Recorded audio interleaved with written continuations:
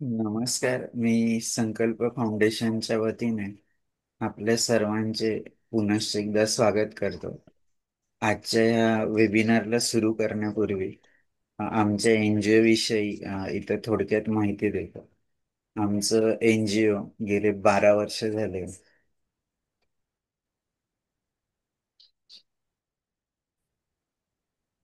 सरांचंच connection गेलं.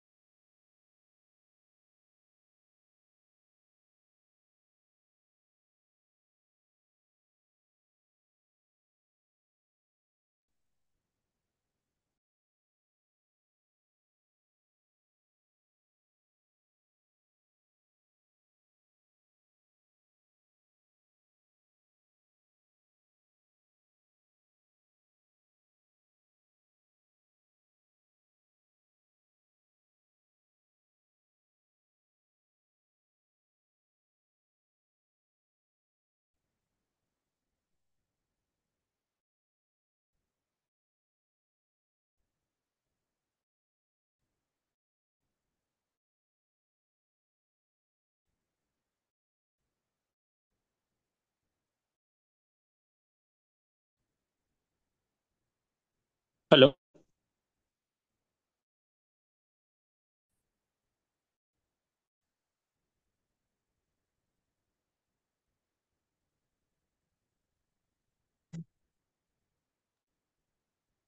Sir, आवाज येतोय माझा? तुमचं कनेक्शन गेलं होतं. हॅलो. तुमचं कनेक्शन गेलं होतं सर. हा हा. मी तेच म्हणतो कारण disconnect झालं. बहुतेक तुमच्या इथं रेंजचा इश्यू आहे. एक थोड्या वेळ तुमचं व्हिडिओ बंद ठेवा. नंतर ऑन करा. करून बघा, कारण त्यामुळे पण कदाचित रेंज येईल सर. हा हा. ओके, आपण सुरुवात करूया. मी संकल्प फाउंडेशनच्या वतीने आपल्या सर्वांचे पुनश्च एकदा स्वागत करतो. आजच्या वेबिनारला सुरुवात करण्यापूर्वी आमच्या एन जी ओ विषयी एक थोडक्यात माहिती सांगतो. आमचं एन जी ओ गेल्या 12 वर्षात महाराष्ट्रातल्या विविध भागात ऑनलाईन ऑफलाईन दोन्ही मोडमध्ये काम करत आहे.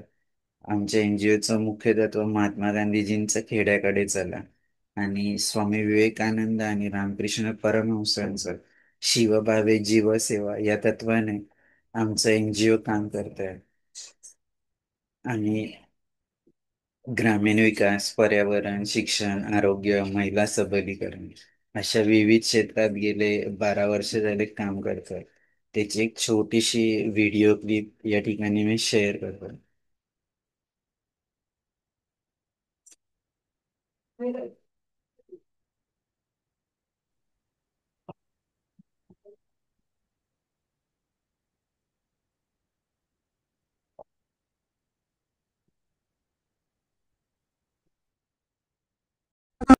अगम गाध सिंधु है, संघर्षों का पार नहीं है, किंतु डूबना मझधारों में साहस को स्वीकार नहीं है।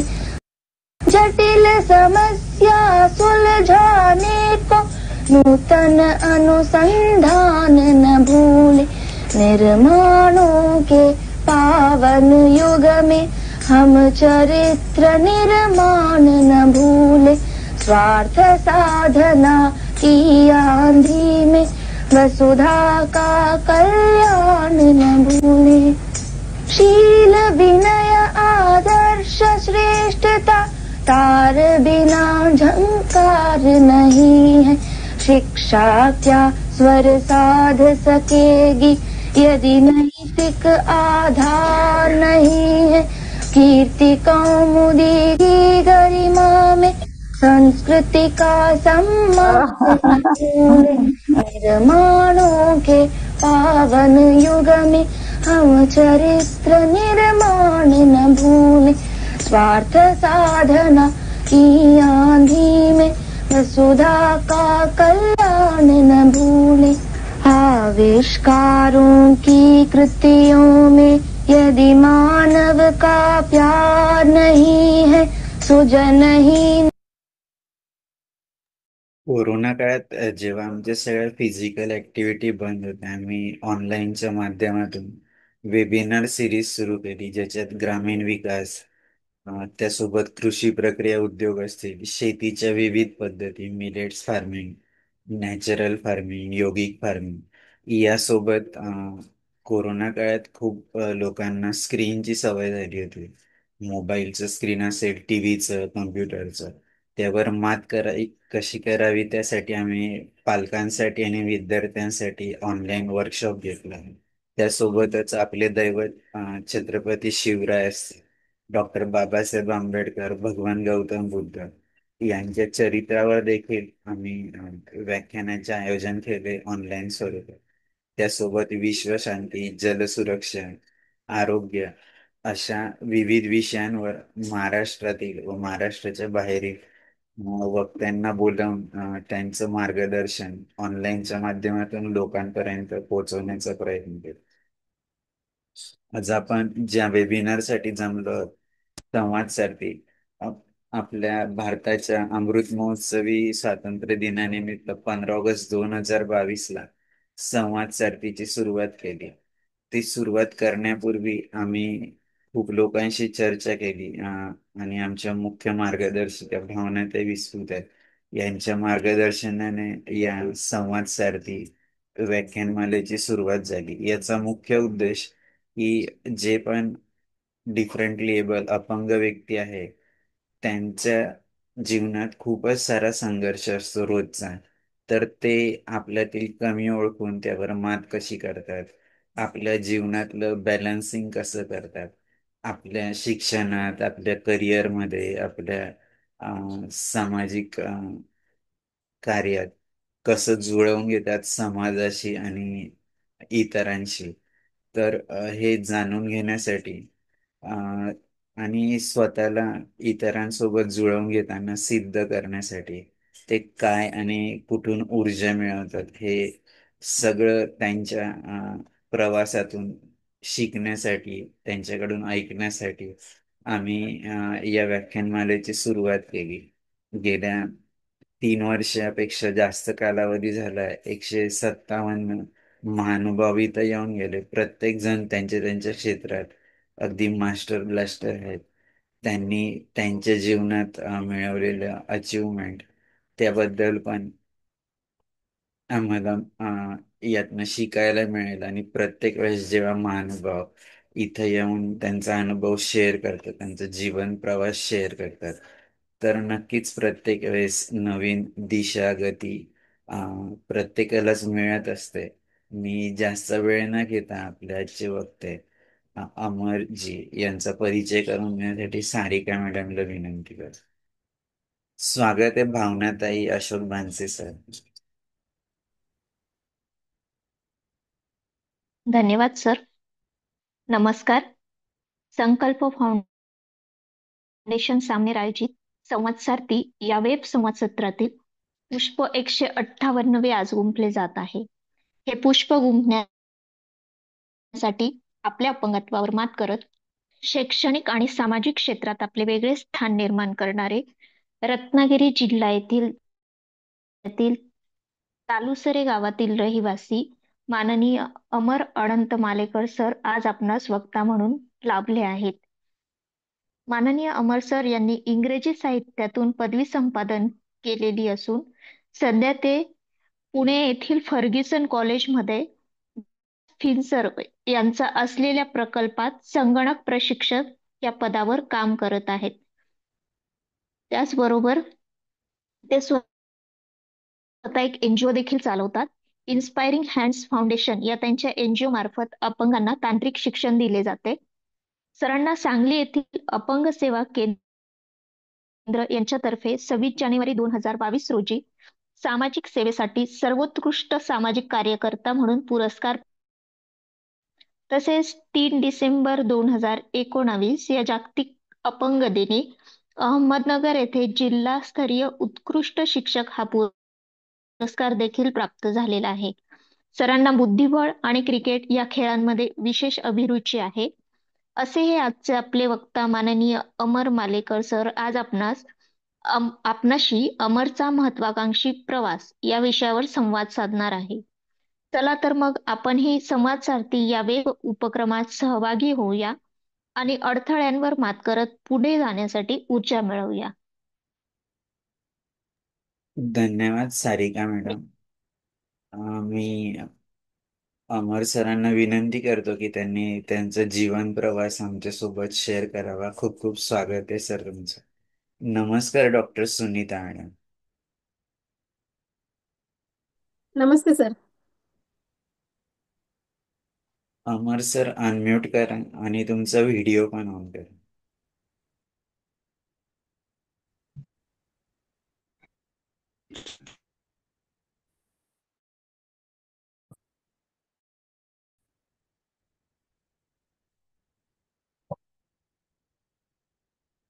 ते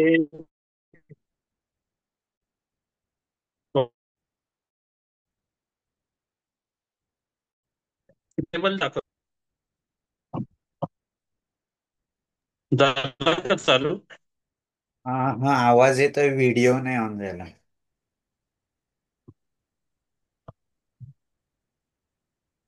आता झालंय का बघा? हो झालंय. चालू तर दाखवतंय मला. हो झालं झालं. झालं ना? हो ओके. सुरुवात करूया आपण. हो सर. तर माझं नाव अनंत माळेकर आणि पहिल्यांदा जे आजचं जे वर्कशॉप तुम्ही आयोजित केलेत त्यांना खूप थँक्यू सो मच. कारण असा एक माझ्यासाठी प्लॅटफॉर्म आणलात तुम्ही. कारण हे माझं आय थिंक फर्स्ट टाइम आहे. मी ह्याच्या आधी पण खूप अटेंड केलेले आहेत. आणि माझ्याबद्दल सांगायचं झालं तर मी एक छोट्या गावातून आलेला आहे जो ब्लाइंडनेस बद्दल ज्याला काही माहित नव्हतं. घरी तुझा कोणी ब्लाइंड नाहीये, मी blind आहे. आणि अशा खेड्यापाड्या गावामध्ये जेव्हा आपण एखादं अपंग जे-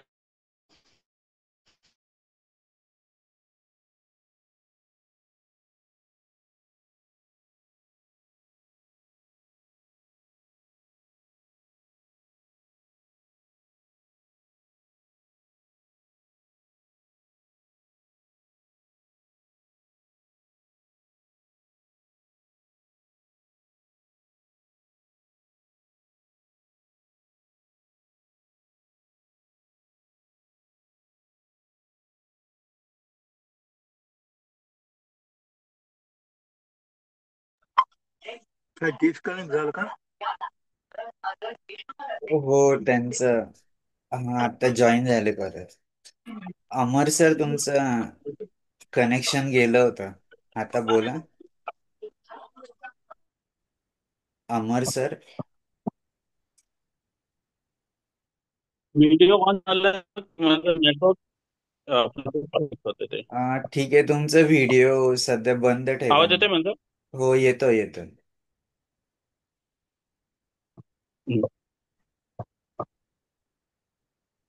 व्हिडिओ चालू आहे का एकदा? चालू आहे चालू आहे.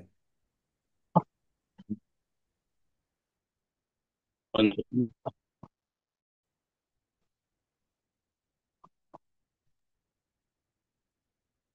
सर जर रेंजचा इश्यू असेल तर व्हिडिओ ऑफ ठेवा, नंतर परत थोड्या वेळाने सुरू करू.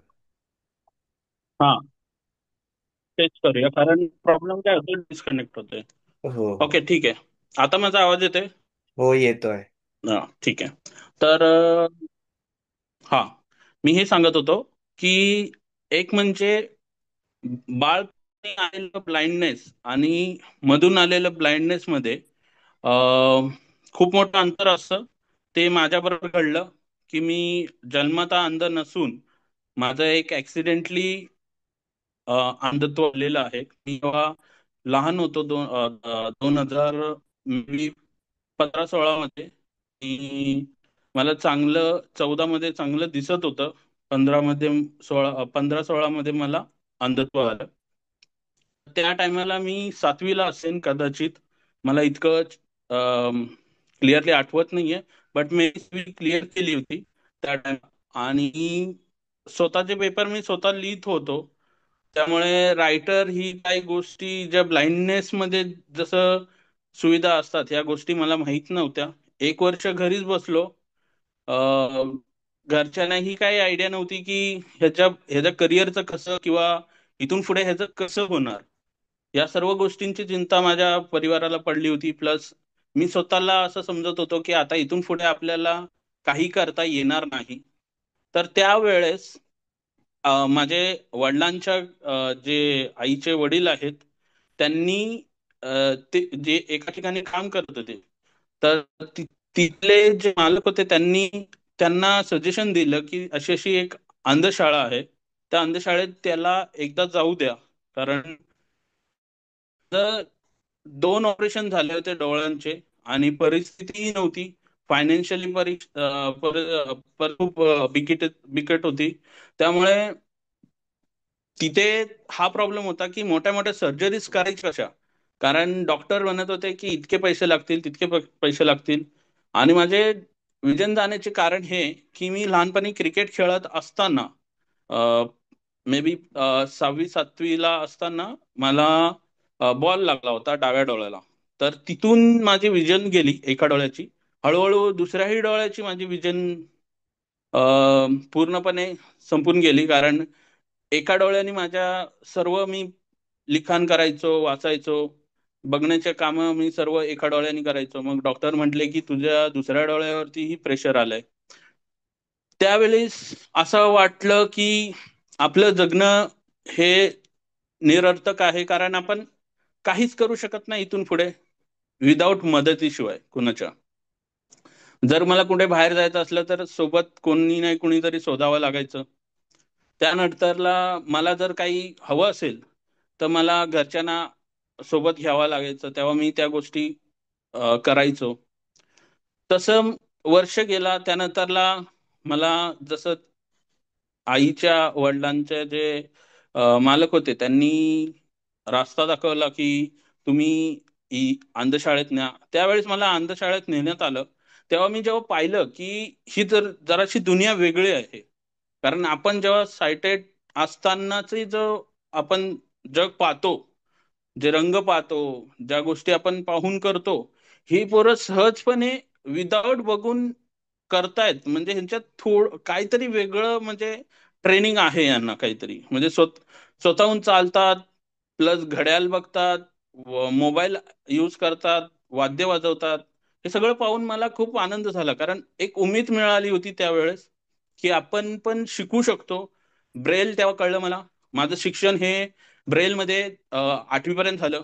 7वीत मला त्यावेळेस अशी नियम होती. पहिल्यापासून म्हणजे पहिलीपासून मुलाला बसवलं जायचं. पण मला थँक गॉड त्यावेळेस डायरेक्ट मला 7वीत न बसवता पहिलीत न बसवता 8वीत बसवण्यात आलं. तिथून पुढे मी हळूहळू स्वतः ब्रेल लिहायचो, वाचायचो. त्यानंतर अभ्यासक्रम वाढला. मग मला सायटेड स्कूलमध्ये टाकण्यात आलं. बट तिथे रायटरची कन्सेप्ट कळली की रायटरच्या थ्रू आपण पेपर सोडू शकतो. मी माझे पेपर स्वतःचे रायटरच्या मदतीने सोडवायचो. देन ऑडिओ बुक्स असायचे आमच्याकडे किंवा कुणी रीडर असायचा जो वाचून दाखवायचा पुस्तके. अशा अनेक गोष्टी आहेत ज्या अडथळे येत गेले. कारण त्यावेळेस मला टेक्नॉलॉजीचं इतकं ज्ञान नव्हतं. त्यानंतर मी माझं पुढचं शिक्षण करण्यासाठी कोल्हापूरमध्ये गेलो.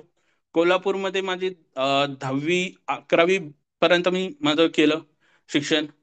आणि मला असं कळलं की टेक्निकल ट्रेनिंग इन्स्टिट्यूट जे पुण्यामध्ये आहे, जिथे मी आता सध्या त्यांच्या थ्रू जॉब करतोय, तिथे मी ऍडमिशन घेतलं. आणि तिथे पाहून तर मला थक्कच झालो की कॉम्प्युटर वापरता येतं, तेही कोणतेही ऍप्लिकेशन.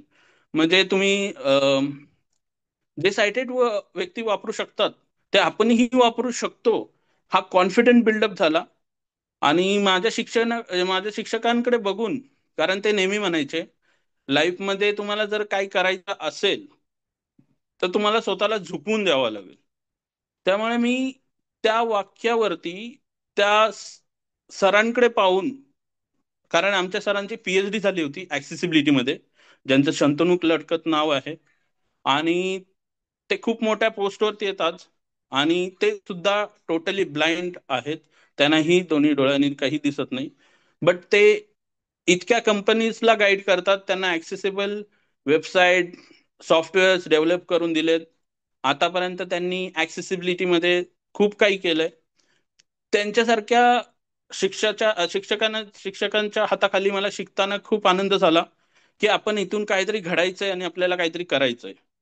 त्यावेळेस टीटीआय मध्ये 2017 मध्ये मी ऍडमिशन घेतलं तिथे. 2017ला मी तिथे कॉम्प्युटर माझ्या 18 पर्यंत मी माझं कम्प्लीट केलं होतं. पण पुढे काय, कॉम्प्युटर केलं, साईड बाय साईड माझं कॉलेज चालू होतं. 12वीला ऍडमिशन टाकलं होतं पुण्यामध्ये. आणि पुण्यामध्ये तर आपल्याकडे काही जॉब नव्हता, काय नव्हता, त्यावेळेस शिक्षणच चालू होतं. तर असंच लोकांना मदत करायचो मी, की मला जे काही ज्ञान भेटलंय, मी जे काही ज्ञान घेतलंय, त्याच्या मदतीने मी लोकांचे कॉम्प्युटरचे सॉफ्टवेअर इन्स्टॉल करून देणं, कशा पद्धतीने ते चालू करायचं, कशी कमांड द्यायची, किंवा नवीन नवीन सॉफ्टवेअर आले की ते त्यांना इन्स्टॉल करून देणं. मग त्याच्यातून मला काही पैसे मिळायला लागले, की जसं 500 रुपये म्हणा, कोणी 300 रुपये द्यायचं, कोणी 400 रुपये द्यायचं. तर अशाच मी एका गृहस्थाच्या घरी गेलो होतो. त्यांच्या घरी मी त्यांचं सेटिंग करून देत होतो लॅपटॉपचं. तिथे एक सर आले होते, महेश भागवत सर, बिचारे आज नाही आहेत या जगात. बट त्यांनी मला अजून एक मार्ग दाखवला. त्यांनी मला विचारलं की तू काय करू शकतोस. मी म्हटलो मला आता सध्या फक्त कॉम्प्युटर मधून मला सेटिंग बिटिंग करता येते, पण शिकवता बिकवता येत नाही. कारण त्यांनी मला शिकवण्याबद्दल विचारलं होतं की अशी अशी जागा आहे, अनामप्रेम एक संस्था आहे, तिथे तुला शिकवायचंय आणि तू शिकू शकतोस का. मी म्हणलो मला शिकवता नाही येणार, कारण मी कधी कुणाला शिकवलं नाहीये. तर मग त्यांनी मला तिथे अनामप्रेम मध्ये बोलवलं आणि तिथे माझा इंटरव्ह्यू झाला. सिलेक्ट झाला, बट मला आठवड्याभराची मुदत दिली होती की तुम्ही कसं करता, काय करता, कितपत करू शकता. याच्यासाठी मला आठवड्याभर तिथे ठेवण्यात आलं.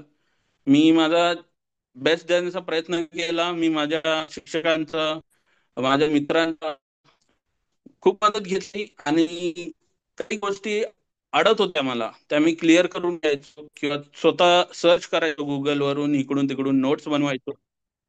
आणि मी मुलांना शिकवायला सुरुवात केली. त्यावेळेस हा कॉन्फिडेंट होता की मी शिकवू शकतो. कारण त्यावेळेस असं होतं की माझ्या समोर खूप मोठा चॅलेंज होता की शिकवणं. मी कधी शिकवलं नव्हतं. मी फक्त सॉफ्टवेअर इन्स्टॉल करायचो, सेटिंग सांगायचो, किंवा कमांड कशी द्यायची, या सर्व गोष्टी सांगायचो. बट शिकवणं हा फील्ड आमच्या घरात कुणी शिक्षक नाहीये, त्यामुळे ती मला एक संधी भेटली. त्यावेळेस मला अनएम्प्लॉयमेंट माझी salary आणि मी विचार केला, चल लाईफ मध्ये काहीतरी वेगळं घडलंय. घरच्यांनाही आनंद झाला, कारण एक अंध असून आपला पाल्य तो जॉब त्याला लागलाय आणि तो आता हळूहळू सेटल होईल, अशी घरच्यांना हे आली की एक त्यांना आशेचं किरण दिसायला लागलं माझ्या बाबतीत. त्यानंतरला तिथून पुढे मला अं, 2019 मध्ये जिथे मी शिकत होतो, म्हणजे जिथून शिक्षण घेतलं होतं मेडिकल स्किल्सचं, ते टेक्निकल ट्रेनिंग इन्स्टिट्यूट, म्हणजे जे पुण्यामध्ये ब्लाइंड साठी काम करणारं मोठं संस्था आहे, त्यांनी मला एक अपॉर्च्युनिटी दिली. त्यावेळेस त्यावेळेस फायनान्स करणारे महिंद्रा फाउंडेशन होते. फिन्सरच्या बरोबर काम करतोय. ते फायनान्स करतात आपल्या प्रोजेक्टला. तर तिथे सुरुवातीला जॉईन झालो त्यावेळेस, आणि त्यावेळेस माझी इन्क्रीमेंट झाली. मला डायरेक्ट जिथे मी 5,000 कमवत होतो तिथे मला डायरेक्ट 18,000 नोकरी भेटली. त्यावेळेस तर विला आपण आता सेटल होण्याची वेळ आले. पण त्यावेळेस मी माझ्या फॅमिलीला मी माझ्या पुण्यात आणलं. मग आम्ही सर्व पुण्यात राहायचो, माझा भाऊ, मी, आम्ही तिघं आणि माझे वडील आणि आजी हे गावात असायचे. पण त्यांचं खर्च मी स्वतः भागवावा लागलो, कारण त्यावेळेस मोठा मुलगा म्हणून माझ्यावर जबाबदारी. भाऊ होता तो माझ्या पाठीशी उभा होता त्यावेळेस. कारण जेव्हा मला नोकरी नव्हती, माझं शिक्षण चालू होतं, आणि हे जॉब करता करता पण माझं शिक्षण चालूच होतं. मी मे बी FY SY ला असेल त्यावेळेस. आणि त्यावेळेस मला, जेव्हा माझ्याकडे जॉब नव्हता तेव्हा भावच माझ्यासाठी पुरवायचा किंवा आईला पैसे द्यायचा, कारण त्यांनी त्याची.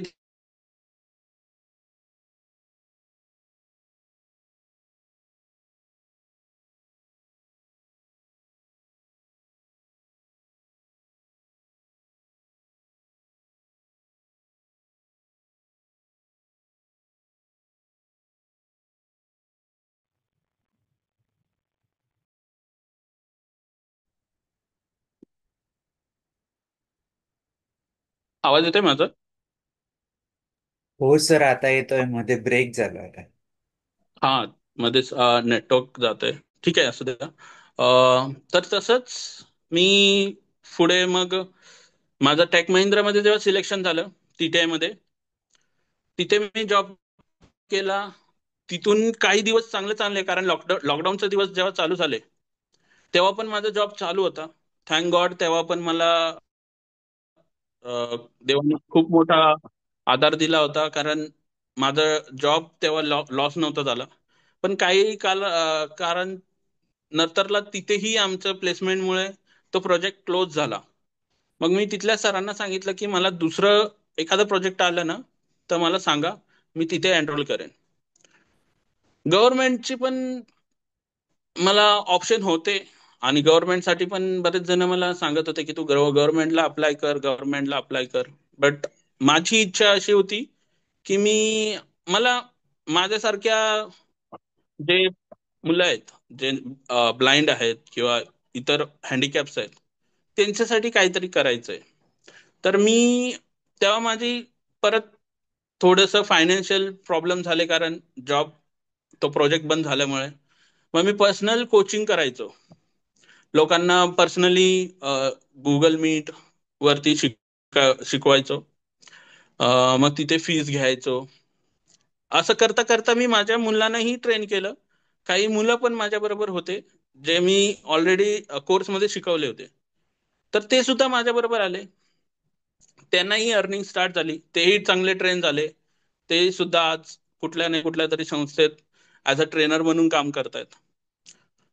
तर ह्या ट्रेन ट्रेन करताना अशा केसेस समोर आल्या की काहींचे, कारण आता बाय बर्थ खूप कमी झालंय ब्लाइंड, आणि जे ब्लाइंडनेस आता येतं ते म्हणजे ऍक्सिडेंटली. म्हणजे जसं एखाद्या जी लेवल असते, म्हणजे जसं एखाद्याचा जॉब लागलाय किंवा ग्रॅज्युएशन कम्प्लीट झालंय, सेटल व्हायच्या टायमाला त्याचं ब्लाइंडनेस समोर आलंय.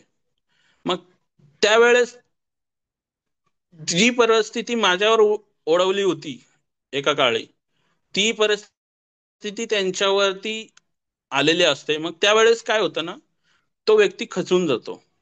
कारण मधूनच ब्लाइंडनेस येणं आणि परत तिथून उभं राहणं हे खूप अवघड फेज असते, आणि तिथून बाहेर पडण्यासाठी खूप अडचणी येतात. कारण त्यावेळेस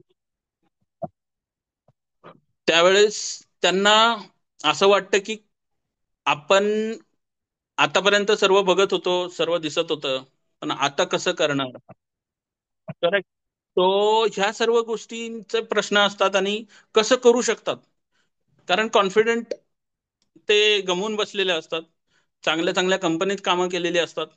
मग त्यावेळेस मला लक्षात आलं की ह्यांच्यावर काम करणं सगळ्यात मोठा टार्गेट आहे. कारण जसं आपण बाय बर्थ ब्लाइंड जो म्हणतो ना आपण, जन्मता अंध, तो व्यक्ती कसा असतो, त्यांनी ऍक्सेप्ट केलेला असतं मी अंध आहे, मला हे प्रॉब्लेम्स आहेत, मला हे असंच जगणं आहे. पण जो मधून ब्लाइंड होतो ना, त्याला कसं करावं लागतं, काय करणार, ह्याचे खूप प्रश्न असतात त्यांच्या समोर. मग मी त्यांना सोल्युशन सांगायचो. प्रत्येकाला मी ऍप्लिकेशन्सची मदत करायचो, की तुम्ही ऍप्लिकेशन्स घ्या, त्याच्याने तुमचं हे काम सोपं होईल, तुम्ही कॉम्प्युटर शिका, तुम्ही मोबिलिटी शिका. मी सर्वांना काहींना तिथे तिथे ट्रेनिंग पण द्यायचो, कारण जे संस्थेत यायचे किंवा माझ्या सेंटर्स वरती भेटायचे, त्यांना पण मी ट्रेन केलंय. तर मग जेव्हा ही सगळी जर्नी चालू असताना, आम्ही जेव्हा पर्सनली कोचिंग करताना आमच्या लक्षात आलं की आपण फक्त स्टुडंटला का ट्रेन करायचं, तर अशा काही एम्प्लॉईजना पण ट्रेन करू आपण, जेणेकरून त्यांच्याही आयुष्य चांगलं होईल. कारण सुरुवातीला तुम्हाला सर्वांना माहिती आहे, भले टेक्नॉलॉजी त्यावेळेस एवढी ही नव्हती, त्या गोष्टींचं अवेअरनेस नव्हतं. कारण अजूनही बऱ्याचशा खेड्यापाड्यामध्ये टेक्नॉलॉजीचा किंवा व्हिज्युअली इम्पॅक्ट काय असतं, हँडिकॅप काय असतो आणि त्यांच्यासाठी काय सोल्युशन्स आहेत, हे अजून माहीत नाही आहेत. त्यांच्यापर्यंत पोहोचणं गरजेचं आहे.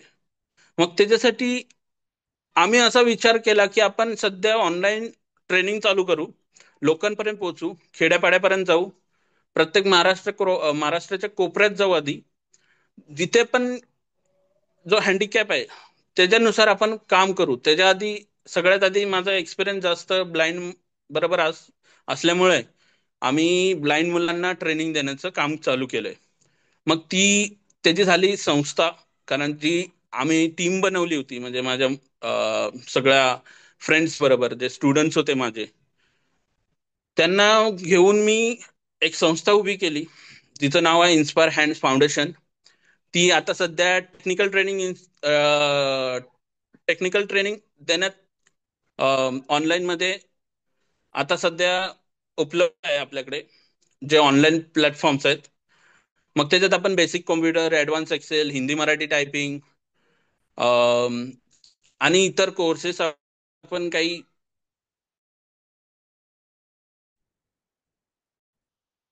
की आम्हाला सध्या फंड नसल्यामुळे आम्ही जास्त गोष्टी करू शकत नाही. कारण प्रत्येकाला इच्छा असते की त्याला थोडंफार काहीतरी मानधन मिळालं पाहिजे, ह्याच्यातून सॅलरी जनरेट झाली पाहिजे.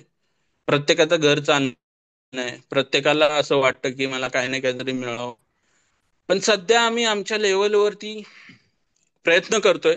सध्या आम्ही ऑनलाईन आहोत, लवकरात लवकर आम्ही ऑफलाईन पण येऊ. की जसं शहरामध्ये, पुण्यामध्ये म्हणा किंवा मुंबईमध्ये म्हणा, या गोष्टींचं अवेअरनेस असतं किंवा ऑप्शन्स असतात. पण बाकीच्या ठिकाणी तसा ऑप्शन नसतो. तुम्ही जर दापोलीत जरी गेलात आमच्या कोकणामध्ये, मी कोकणचा आहे त्यामुळे मी तुम्हाला तिथलं स्टेटस सांगतो, तिथे एकमेव अंधशाळा आहे, स्नेहज्योती अंधशाळा आहे, जी मी जिथे पहिल्यांदा गेलो होतो. जसं मी याच्या आधी उल्लेख केला की मी अंधशाळेत गेलो होतो मला सांगितल्यामुळे, ती जशी मंदांची शाळा आहे, पण त्याच्यात पण खूप कमी अवेअरनेस तिथे पण नाही. तर गावाकडे काय होतं, मोस्टली या गोष्टींचं नॉलेज नसतं किंवा या गोष्टींचं अवेअरनेस नसतं. त्यामुळे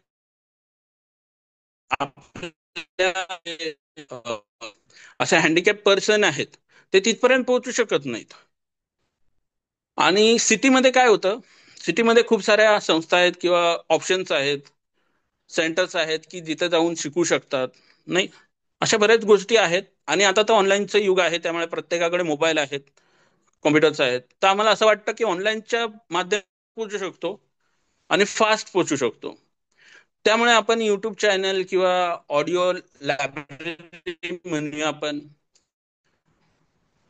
आता सर्व गोष्टी आपण चालू केलेल्या आहेत सध्या संस्थेच्या थ्रू.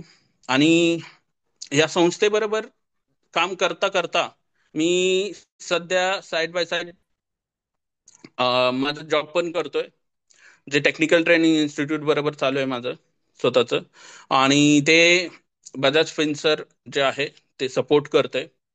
आणि मला एक छोटासा मुलगा आहे आणि माझी छोटीशी फॅमिली आहे. हे सगळं करताना जे काही चॅलेंजेस आलेत ते चॅलेंजेस लोकांबरोबर शेअर करून तुम्ही कसं उभं राहू शकता, कारण एक फेज असते प्रत्येक ठिकाणी, की ते ओव्हरकम करायचं असतं तुम्हाला. बऱ्याचशा वेळेस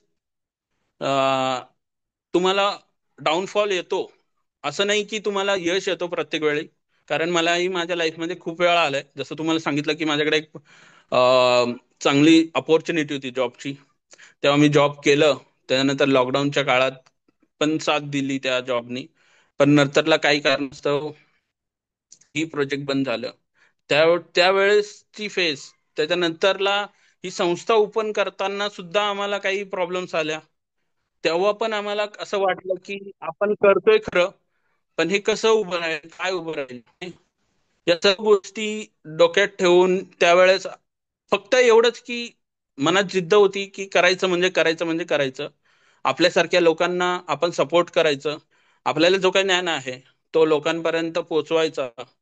कारण टेक्नॉलॉजी अशी गोष्ट आहे की ज्याच्याने आपण आपली डिसॅबिलिटी ओव्हरकम करू शकतो. मी म्हणत नाहीये की पूर्णपणे तुमचं सगळंच सोल्युशन भेटेल. बऱ्याचशा गोष्टी आहेत ज्या अजून आपल्याला गोष्टींवरती डिपेंड राहावं लागतं. जसं रायटर ही एक गोष्ट आहे, ब्लॅक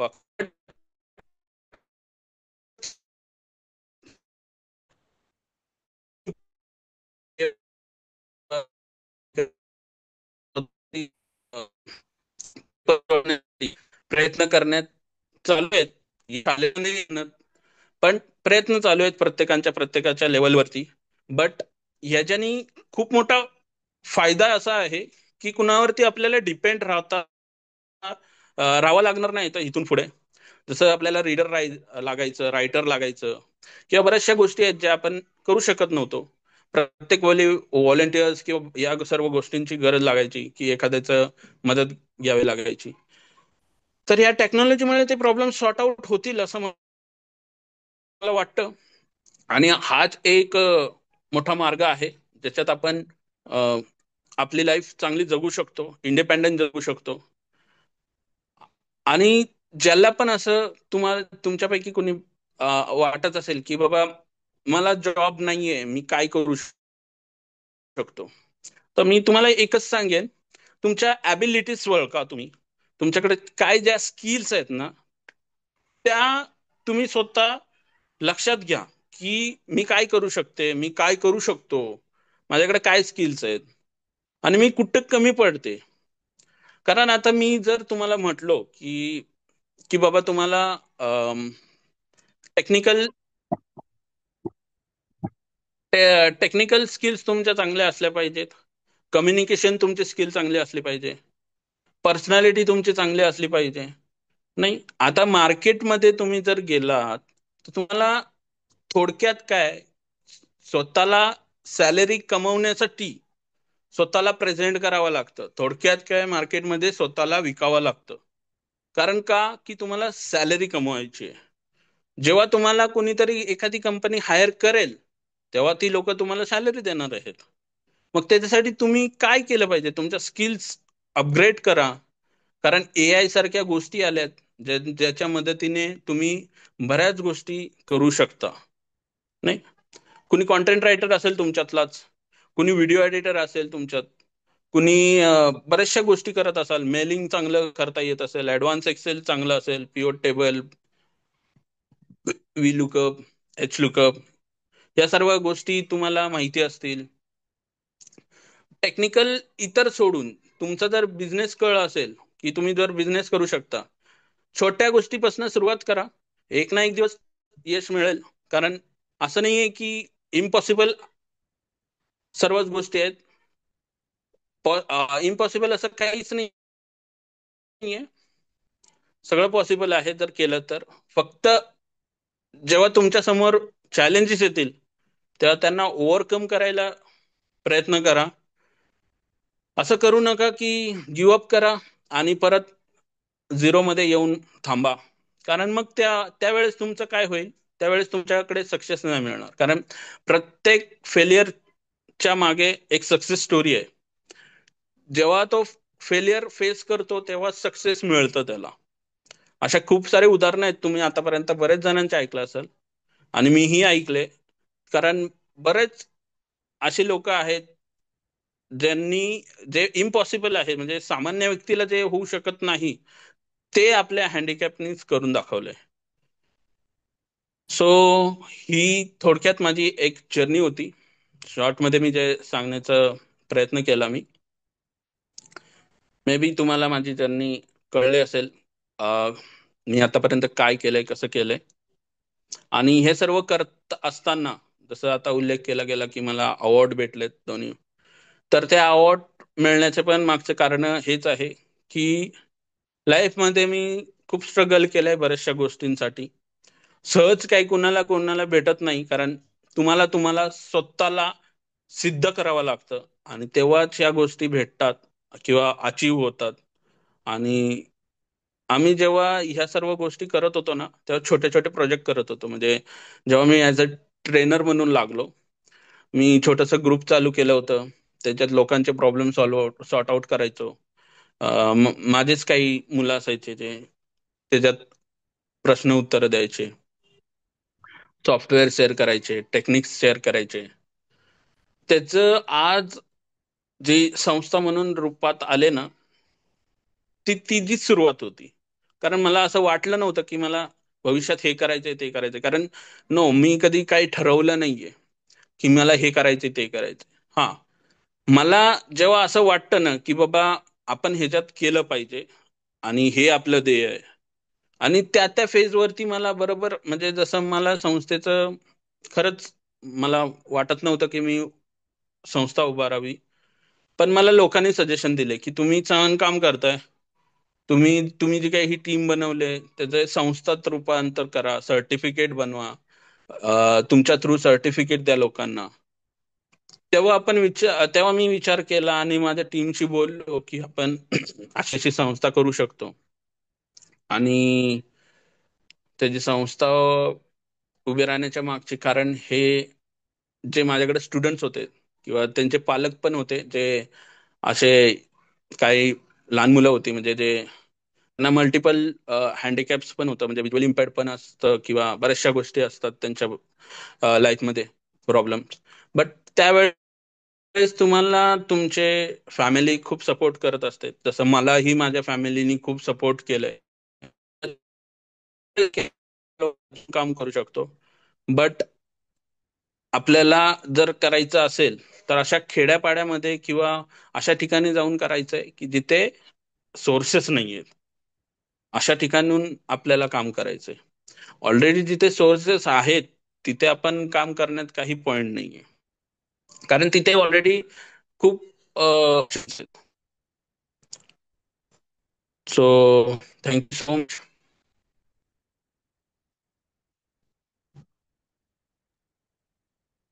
धन्यवाद अमर सर. तुमच्या संपूर्ण प्रवासात तुमच्या जीवनातला सर्वोच्च आनंदाचा क्षण कुठला?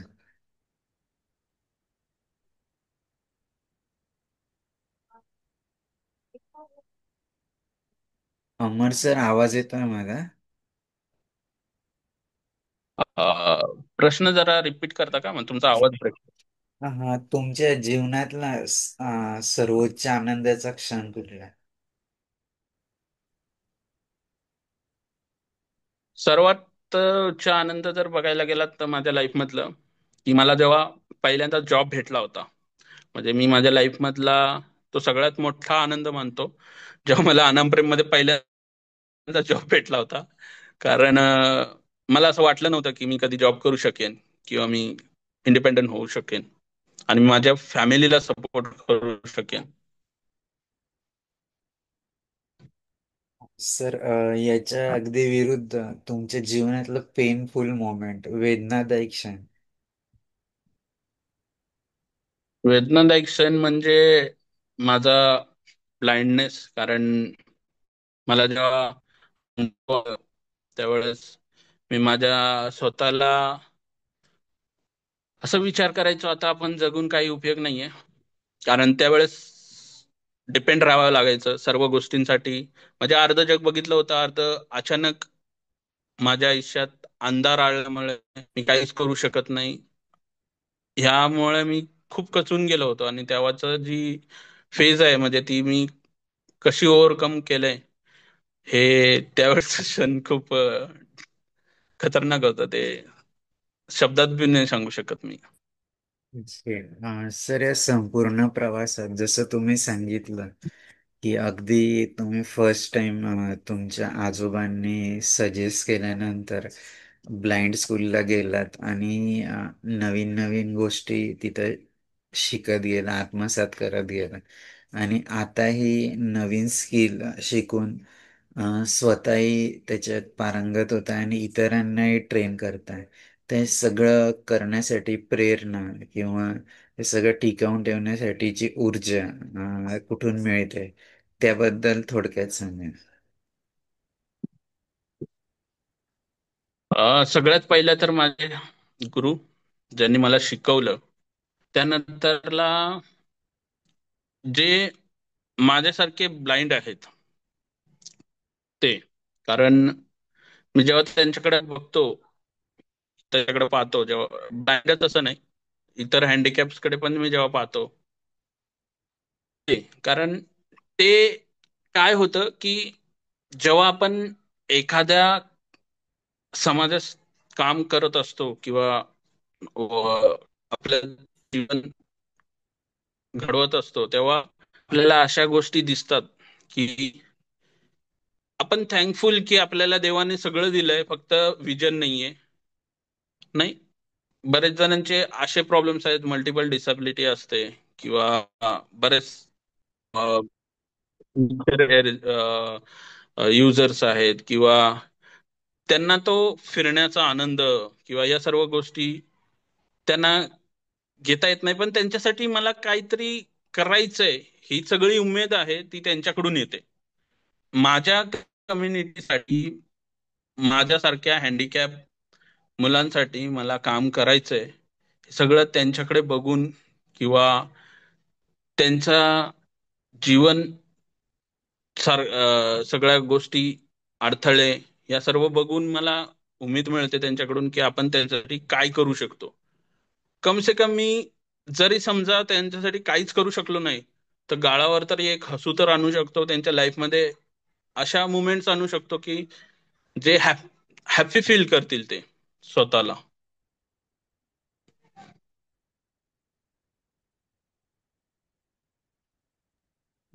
खूप छान सर. तुमचा प्रवास अगदी प्रेरणादायी आहे. मी सर्वात आधी रणजित जोशी सरांना विनंती करतो की जे आमचे सर्वात सिनियर मार्गदर्शक आहेत, Ranjit Joshi sir.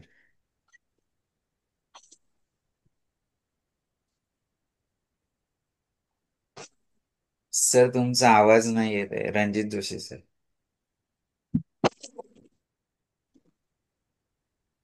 Hello.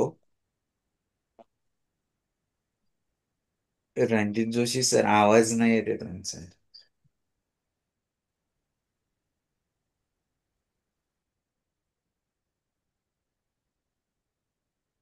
Sir, एकदा अनम्यूट करून बघा परत.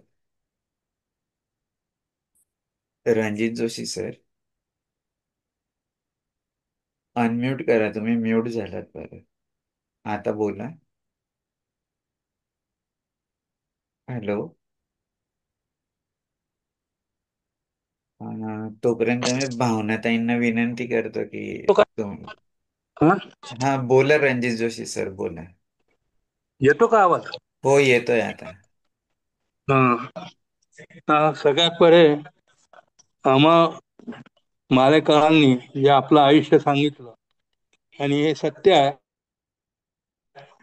की सगळ्यात पहिले आपलं कोणतंही अपंगत्व हे जर का आपण चांगले असताना, सगळं कार्यक्षम असताना काय की आलं तर निराशा थोडीशी तयार होते. पण याच्यातून जे त्यांनी आता उदाहरण दिलं की मी अंधविद्यालयात गेल्यानंतर मला एनर्जी मिळाली असं म्हटलं तर चालेल.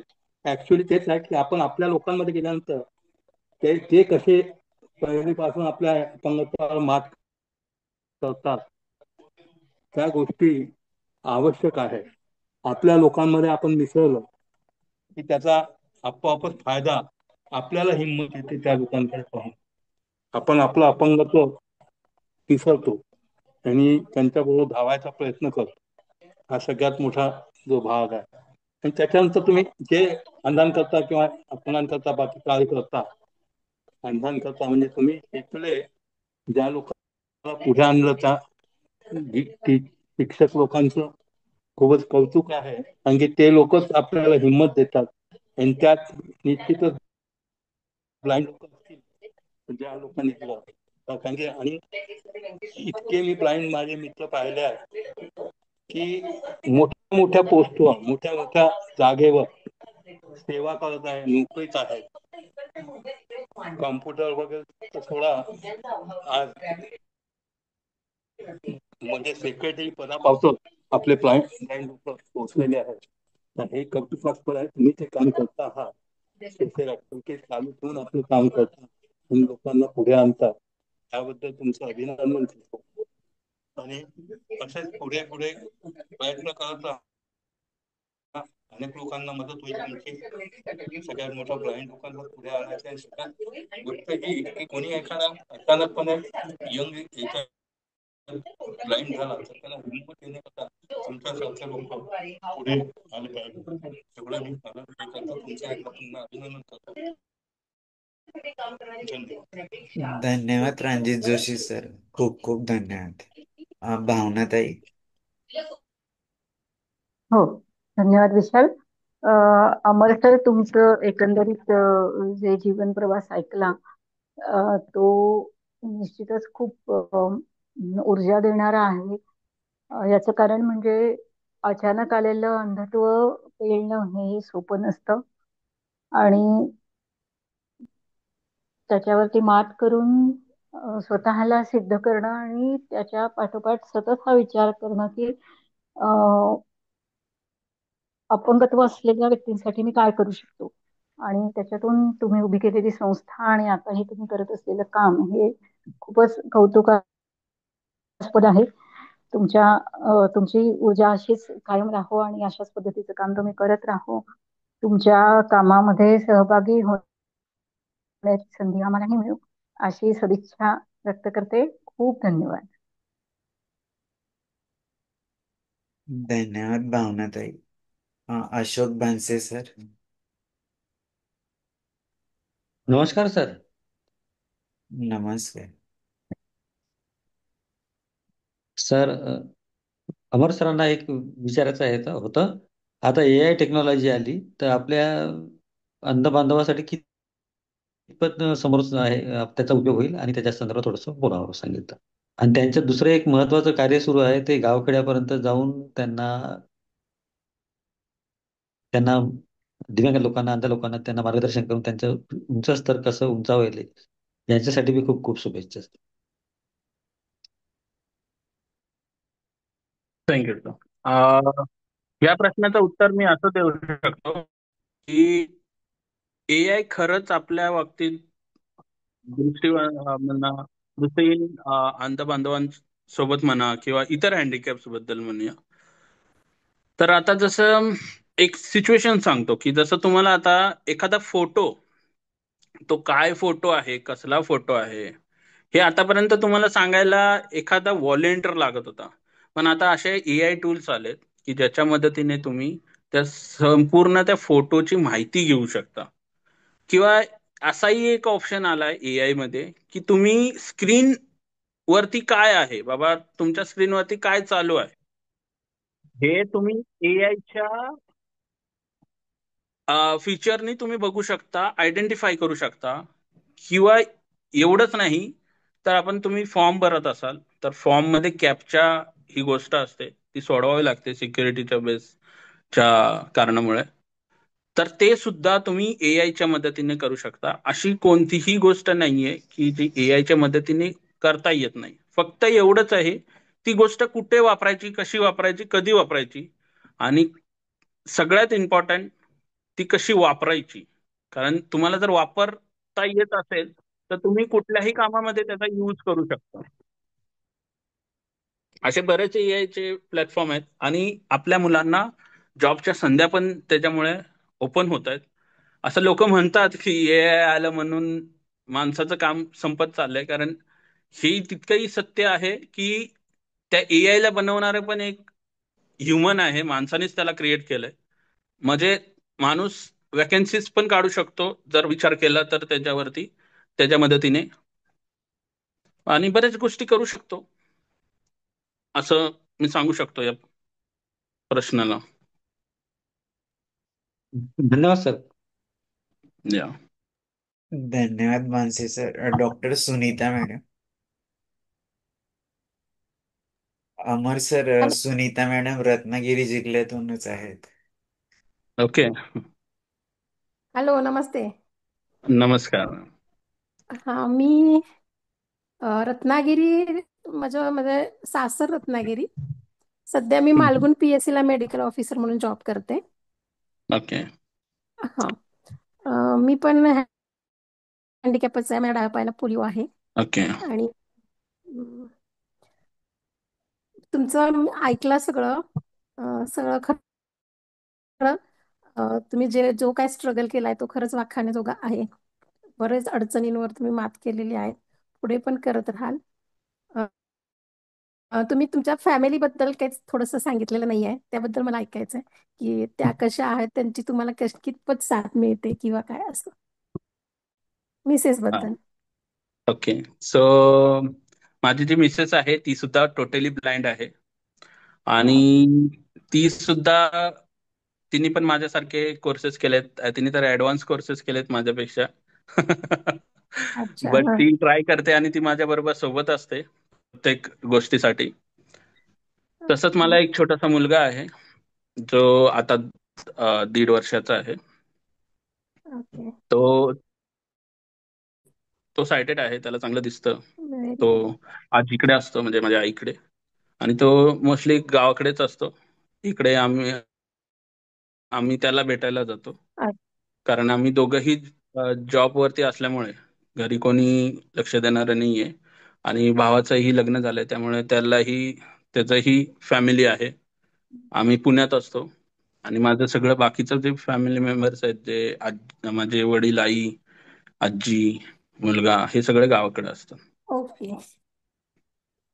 अभिनंदन हम्म. तुमचं, असेच प्रगती करत राहा आणि भेटायला. थँक्यू.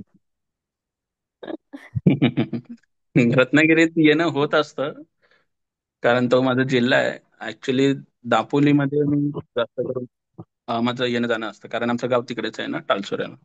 कुठलं गाव? दापोली? टाळसोरे, टाळसोरे. डास. ओके. ओके. माझ्या मिस्टरांची इथं अपंगांची संस्था आहे रत्नागिरीमध्ये, कदाचित तुम्हाला माहित असतील ते. सादिक कोणती? नाकाडे म्हणून आहे, RHP फाउंडेशन. कशावरती काम करतात ते? हे सगळ्या 21 प्रकारचे सगळे अपंगत्वांच्या बेसिक ज्या असतात ना, त्या सगळ्या हे ओके. करतात. असं. हा हा हा. नाही, हाच प्रॉब्लेम आहे. कारण आपल्याकडे संस्था छोट्या मोठ्या आहेत, पण त्या हम्म. लोकांना एवढ्या अवेअरनेस नाही आहेत की तिथपर्यंत पोहोचलेलेच नाहीत. जर पुण्यामध्ये तुम्ही TTI विचारा बरं, प्रत्येक ब्लाइंडला माहिती आहे. हम्म. तुम्ही हो हो हो. समर्थना विचारा बरं, बऱ्याच जणांना माहिती असतील, पण आपल्या तिकडच्या संस्थांच्या माहितीच नाही येत अजून त्यांना, कारण बरोबर. अवेअरनेस नाहीये त्या गोष्टींचा. त्याच्यासाठी अवेअरनेस असणं गरजेचं आहे. कारण मलाही माहित नव्हतं की ब्लाइंड संस्था आहे आपल्या एवढ्या पूर्ण कोकणामध्ये. ती मला दुसऱ्यांनी सांगितली, ती पण बाहेरून. ओके. ही संस्था फिजिकली तर चॅलेंज. नक्कीच विजिट करेन मी. नक्की नक्की, वेलकम. धन्यवाद doctor Sunita madam. Sarika madam.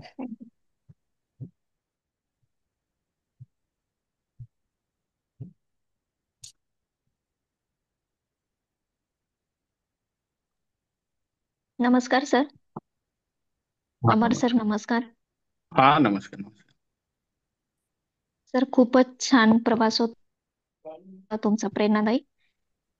तुम्हाला म्हणजे एक करेक्शन करते मी. तुम्ही 2-3 वेळा उल्लेख केला की विजन गेले आहे. ऍक्च्युली विजन नाही, साईट. कारण विजन असल्यामुळेच तुम्ही इतका पुढचा विचार करू शकला आहात. आणि जी म्हणजे टेक्नॉलॉजी आज ज्याची खूप गरज आहे, त्याच्यामध्ये तुम्ही स्वतः तर करिअर करतच आहात, पण इतरांनाही त्याच्या सहाय्याने रिहॅबिलेट करत आहात. ही खूप मोठी गोष्ट आहे. तुमच्या पुढील प्रवासासाठी खूप खूप शुभेच्छा सर तुम्हाला. Thank you, thank you. धन्यवाद Sarika madam. Pralhad sir.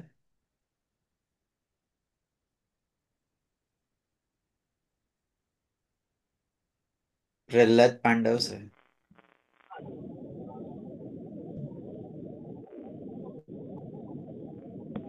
Sir बोला ना. सर आवाज नाही येते तुमचा.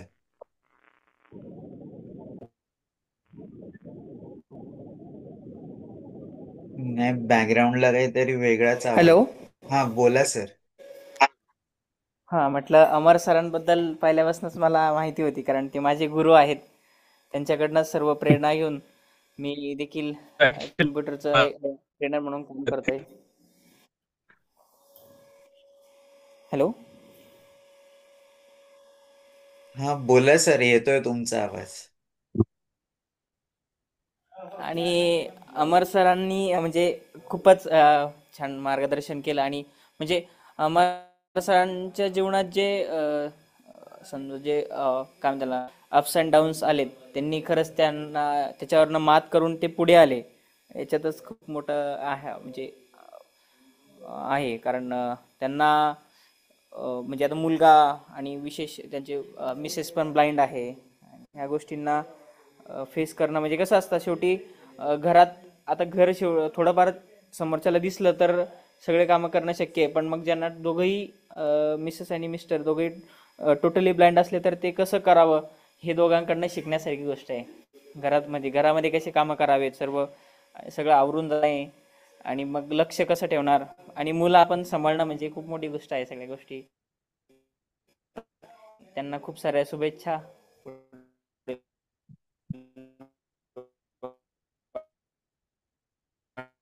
चालेल, धन्यवाद. धन्यवाद Pralhad sir. Suparna madam. Yes. नमस्कार सर्वांना. मी नमस्कार. अमर सरांसोबत आधी आता त्यांच्या जी इन्स्पायरिंग हँड फाउंडेशन NGO आहे तिथं ॲज अ मोबिलायझर काम करते, आणि मी पण अमर सरांना चांगली ओळखते. माझी डिसेबिलिटी आहे लोकोमोटर. ते फक्त ब्लाइंड लोकांनाच नाही म्हणजे मोटिवेट करत, जे पण डिसेबल पर्सन पण त्यांच्यासोबत त्यांच्याकडे जातील त्यांना पण मार्गदर्शन करून त्यांना ते पुढं सकारात्मक वाटचाल करून देतात ते. थँक्यू.